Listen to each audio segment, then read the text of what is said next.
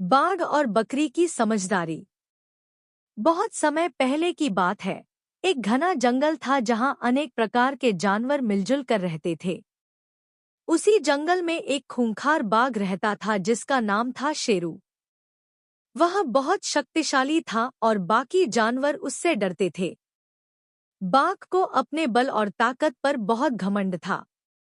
वहीं उसी जंगल के एक कोने में एक छोटी सी बकरी अपने दो बच्चों के साथ रहती थी। उसका नाम था गुड़िया। वह बहुत ही समझदार, शांत और मेहनती थी।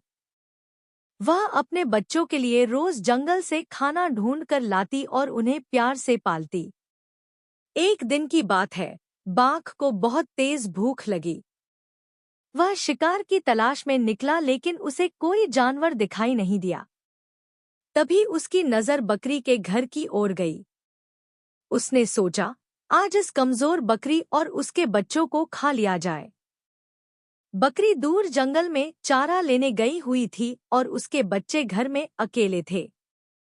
बाघ घर के पास पहुंचा और गुर्राकर बोला, खोलो दरवाजा, मैं तुम्हें और तुम्हारे बच्चों को खा जाऊंगा। बकरी के बच्चों ने डर के मारे दरवाजा बंद ही रखा और कांपते हुए बोले, हमारी माँ अभी घर पर नहीं है, कृपया बाद में आइए। बाघ हंसा और बोला, ठीक है, जब तुम्हारी माँ आए तब मैं वापस आऊंगा और तीनों को एक साथ खाऊंगा।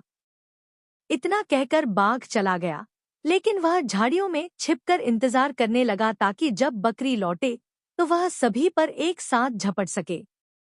थोड़ी देर बाद बकरी वापस आई और बच्चों ने डरते हुए सारी बात बताई। बकरी समझ गई कि बाघ यहीं कहीं आसपास छिपा होगा। वह घबराई नहीं, बल्कि शांत दिमाग से सोचने लगी। थोड़ी देर बाद उसने एक योजना बनाई।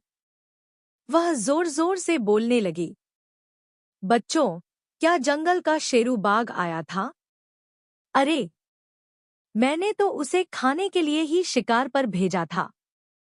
अब जब वो आए तो कहना कि माँ बहुत गुस्से में है, उसने अभी एक तेंदुआ खा लिया है और अब शेरू की बारी है। बाघ झाड़ी में छिपा सब सुन रहा था। यह सुनकर उसका सारा घमंड चूर हो गया और वह डर के मारे वहां से भाग खड़ा हुआ। उस दिन के बाद जंगल में कोई भी जानवर बकरी को कमजोर समझने की गलती नहीं करता था। शिक्षा। इस कहानी से हमें यह सीखने को मिलता है कि बुद्धि बल से कहीं अधिक शक्तिशाली होती है।